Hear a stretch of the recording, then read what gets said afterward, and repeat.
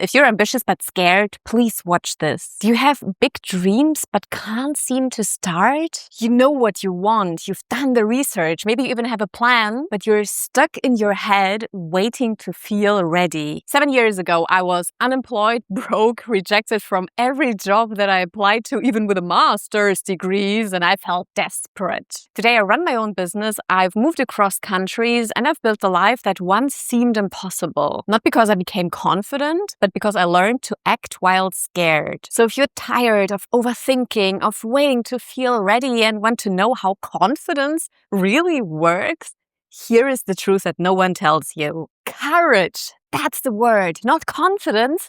Courage. Most people had it backwards. They think that confidence is the starting point. I will take action when I feel confident enough. But confidence is the output, not the input. The input is courage. I love looking at word origins. And the word decision comes from Latin and it means to cut off. And courage comes from the word core, the heart. So here is what deciding to be courageous actually means. To cut off the old overthinking version of you to finally act from the heart. The person who is just in the head and waiting to feel ready, cut off. And what's left is you at your core. Someone who is willing to act while scared because the heart tells them so. And what about confidence? Think of confidence like a receipt. You get it after your purchase. But most people are standing outside the store and saying, oh yeah, I'll go inside and pay when I have the receipt, okay? That's not how it works. You have to buy something first. And what you're buying with every scary action is courage. And the receipt, the confidence, comes afterwards, but you have to pay to get it. So if you're going to become someone who starts the business, who puts themselves out there, who has this hard conversation, don't wait, but act from the heart, even if your hands are shaking. So here's the formula. Willingness to act plus fear equals courage. Courage, practiced enough, builds competence, and competence finally creates confidence. Courage first, competence next, confidence last. But here's the problem. Even if you know this, there is something that's still keeping you stuck. And it's a lie you keep telling yourself. Let's delete it. And that's step number 2, commitment. Most people are not fully committed. They're 90% in, maybe 95 or maybe 99. Sounds close enough, right? It's not. 99% commitment is actually harder than 100%. Because when you're 99% committed, you are still negotiating with yourself. Every hard moment becomes a debate. Should I really do this? Maybe I should wait. Maybe now is not the right time. Every fear becomes an exit door and every setback becomes a proof that it will never work. But at 100%, there is no debate because the decision has been made internally. You're not asking, should I? Anymore, but you're asking, how do I? When I quit my job, I didn't have a backup plan. I burned my bridge. And honestly, I was terrified. I then started applying for jobs out of panic, but 6 months and not a single interview. I spiraled into anxiety and depression and I hated myself for quitting. But here is what I didn't do. I didn't uncommit myself from the decision to start building my own thing because I knew at my heart that is what I'm meant for. That's right for me. So I asked myself, how can I make progress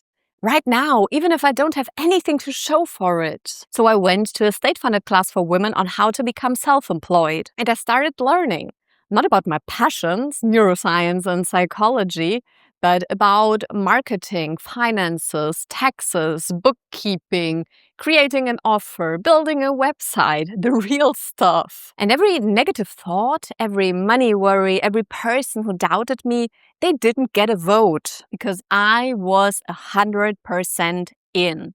The bridge was burned and there was no exit door. When you are not 100% committed, fear wins in those situations and the excuses suddenly sound reasonable. But when you're 100% committed, fear doesn't disappear suddenly. It just loses the power over you. You feel it, and act anyway. So here's the question. Are you 100% committed to the thing you want? Or are you keeping an exit door open just in case? Because that exit door is where your courage leaks out. Close it. Burn the bridge, because 100% is easier in the long run than 99%. But commitment alone isn't enough, because you need a target where you can point your courage towards. And that's step 4. Courage without a target is just chaotic recklessness. You need to know exactly what you are courageous for. Not a vague, a better life, a higher paying job, to be more confident. It has to be specific, because your brain can't act on abstract ideas. Just becoming more confident means nothing to your nervous system. It doesn't spark anything. But apply for this one thing. That's an action. Have this conversation. That's a target. Quit the job, start the business, book the flight. Those are real things that your brain can move towards. So here is your task, and don't skip it.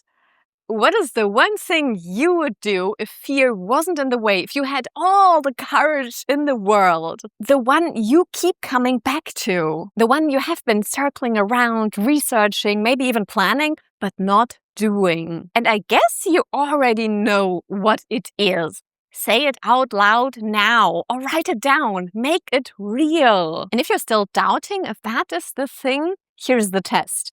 There are 2 feelings attached to it: pull and fear. If it scares you and you can't stop thinking about it, this is your target. This is where your courage needs to go towards. My first big target in life was Japan. I grew up hearing, oh, we're so poor. Money isn't for us. And traveling to the most expensive country that I could imagine back then, impossible. But I couldn't stop dreaming about it since my childhood. Now here is where many people still trip up, because they have a target and then they freeze. Because they're not looking at the first step, they're looking at the whole damn mountain. I want to start a business becomes, I need an offer, I need a website, do I need a tax consultant, do I quit my job right now? And suddenly it's too much and fear wins. Stop staring at the Everest. You're not climbing it today. We're just taking one small step. That's it. So how do you take this step without your brain screaming at you? And that's next. Because some people, they try to take the giant leap and they fail. But some, which is even worse, they don't jump at all because the gap looks too big. Because courage comes from tiny steps done again and again and again. Work with your brain, because within you, there are 2 motivational systems that are active at the same time. One is scanning for danger. Don't risk it. That's too frustrating. That's embarrassing. Stay safe, please. That is your behavioral inhibition system. And the other is your behavioral activation system. It says, wow, that goal excites me. I want to do that. Let's go. And courage is what happens when you quiet the inhibition system, the fear, just enough, and boost the activation system just enough so that you can take one step. And when you take this step, your brain gets the evidence.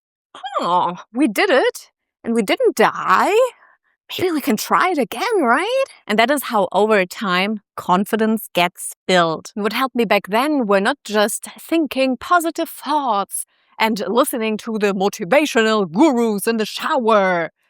It was consistently collecting evidence for my brain. Because every time you do something small and scary, you make a deposit. Your courage account grows and your brain starts to trust you. And eventually, what was scary in the first place becomes normal, but you have to make the deposit first. Sending one DM, saying one sentence at a meeting, or writing one phrase, that counts. Your brain doesn't care about the size, it cares about commitment and consistency. This stuff is scary, but she's doing it again and again, so it must be important to her. Let's see what she does next. Small and scared beats big and never. And what's important is that you have to track every small action, because if you don't, your brain forgets. It just defaults back to the old version of you that you cut off, all the fear stories, what you were taught to believe. Now, if you're thinking, Marty, I'm even too scared to start those baby steps, I don't believe you. I don't believe you are too scared to write one message. What I believe is you are scared that you won't follow through. You are scared to disappoint yourself again, so you don't start at all. But that is not fear of this baby step. That is fear of yourself, and that's a whole different matter. The step is tiny. You are capable of going it. But the question is, will you trust yourself enough to keep going? And if you're surrounded by people who don't believe in you either, that makes trusting yourself 10 times harder. Let's fix that. Because here is what nobody tells you about courage. It's courageous, and so is fear. If you're surrounded by people who play it safe, who never risk anything, and who tell you, just be realistic, their fear will become your fear. You will absorb it without noticing. And if you're surrounded by people who have done the scary thing that you want to do, it won't feel impossible anymore because you have proof. Your environment doesn't just influence you, it defines what is normal for you, and that becomes your reality. If everyone around you has a job, quitting it to start a business is crazy pants. But if everyone around you has a business, quitting your job is obvious. Same action and completely different feeling. The only difference is who is around you. When I started, I didn't know a single entrepreneur. Everyone around me was employed. A stable income was the holy grail, a normal life. And they looked at me as if I was losing my mind. I'm walking into doom. So I started going to entrepreneur meetups in Berlin. And honestly, I felt like a total fraud. Like I was the imposter among us. Because the room was full of passionate, delusional, successful people who talked about their projects, their products, their mission. And then came the part that I dreaded the most. Hey Marty, nice to see you here. What are you working on? I'm sorry, I don't know yet. I don't have a pitch or a mission yet. And then I sat down thinking, I don't belong here. Nobody will talk to me now. I'm a total beginner and they know. But they didn't care. They've been there. They all know the courage it takes to just show up. They knew what it's like to come from the stable, secure, normie world. So instead of judging me, they welcomed and supported me. And I even made friends, and we were delusional together. And slowly I stopped feeling like a fraud because I was surrounded by people who made courage feel normal. Now, environment isn't just meetups, it's everything around you. The people you spend time with, the content you consume, the conversations you have day to day. If your Reddit is full of people complaining about how hard life is, that's your environment. If your friends only talk about Netflix and holiday, that's your environment. And if you have never been in the same room with someone who did what you dream of doing, how would you ever believe that it's possible? So here's what I want you to do. Find one room, online or offline, where people are doing the scary thing you want to do. A meetup, a community, a course, a Discord server. You just have to show up and say hi. And you can even use these AI prompts to find out how to connect with the right people and where. You know the saying, you become the average of the 5 people you surround yourself with, right? I take it further. You become the average of the 5 fears you surround yourself with. Choose who you're delusional with. It matters more than you think. But even with the right people around you, there's still one trap that keeps especially ambitious doer-type people stuck. They confuse learning with progress. Let's talk about that in number 6. You're watching videos, you're reading books, you're listening to podcasts, you are saving posts for later.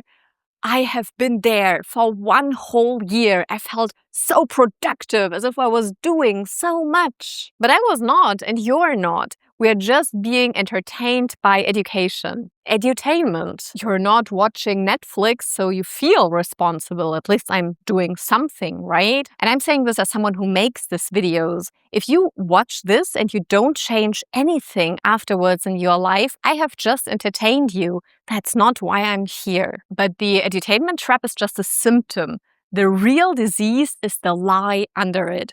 It's, I will take action when I'm motivated. I will work on my dreams when I have more energy. I just need to get inspired first. And you consume more, another video, another book, another podcast, but nothing changes. Because here's what nobody tells you. You are not low on energy. You are not low on inspiration. You're just spending it on the wrong things. Energy cannot be created or destroyed. Remember physics? So tell me, how does scrolling for 2 hours, reading inspirational posts, not require energy? How does worrying all night not require energy? You have the energy.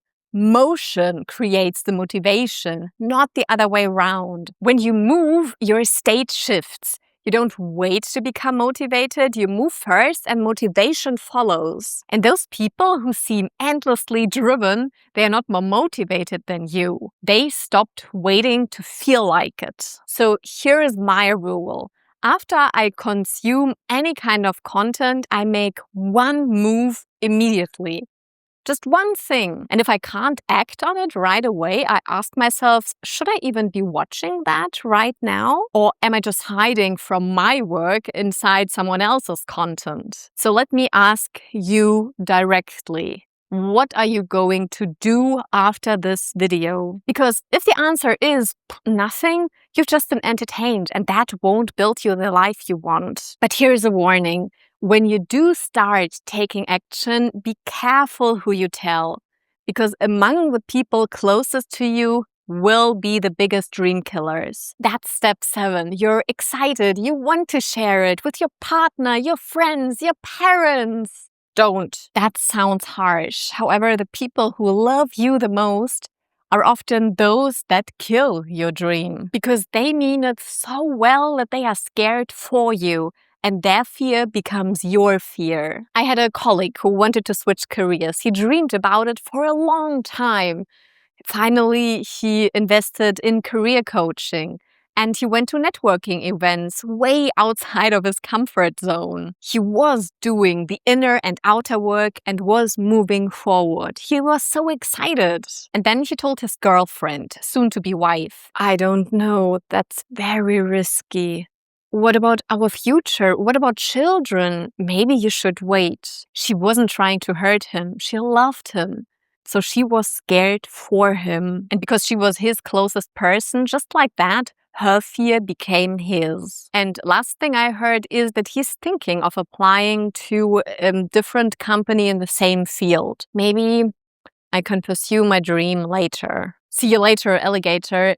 Is the graveyard of dreams. And the reason why this happens is that the people closest to you have the most to lose if you change. If you succeed, your world expands, your priorities might shift. And that's threatening, even if they don't realize it. So they protect you. They call it being realistic, looking out for you. But really they're protecting themselves from the uncertainty of you becoming someone new. And maybe they are also protecting you from the pain of failure because they don't want to see you hurt. And here's something interesting. The word confidential comes from the same Latin root as confidence. And confidential literally means intended to be kept private. So treat your dreams like confidential information. New dreams are fragile. They need to grow until they can withstand other people's fears. So share it only with people who have done the scary thing and keep it confidential from those who don't. And now there's one more fear we haven't talked about. And if this applies to you, it might be your biggest. Step 8. The courage to be seen. Maybe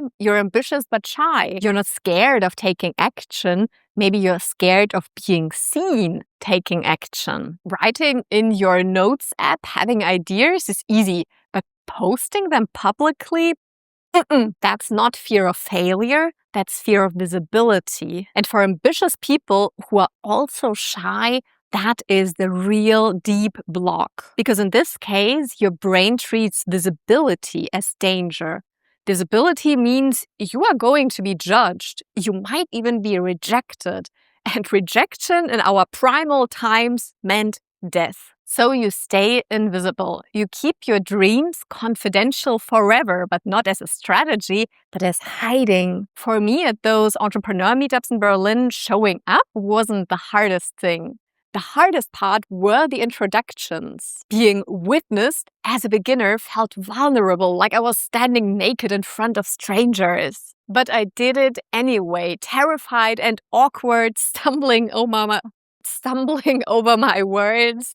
But you know what? Nobody laughed. Here's what I've learned. Courage to act gets you started, and courage to be seen gives you momentum. Because when you're visible, opportunities find you. People will contact you. Doors open that you didn't even know existed. Yes, staying invisible feels safe, but you can go only so far in the dark when nobody knows you. If you're serious, at some point you have to let yourself be seen by the right people. Because this courage to be seen, even in small ways, also builds competence, and competence builds confidence. And that's what you want, right? Post something small or tell one right person what you're working on. Just practice being witnessed on your journey, because the universe doesn't reward your private dreams. It rewards the ones you are brave enough to share to the right audience. So yes, be courageous enough to act, even when feeling shy, awkward, and scared, because that's the whole secret. Courage first, confidence after. Now go and do the scary thing.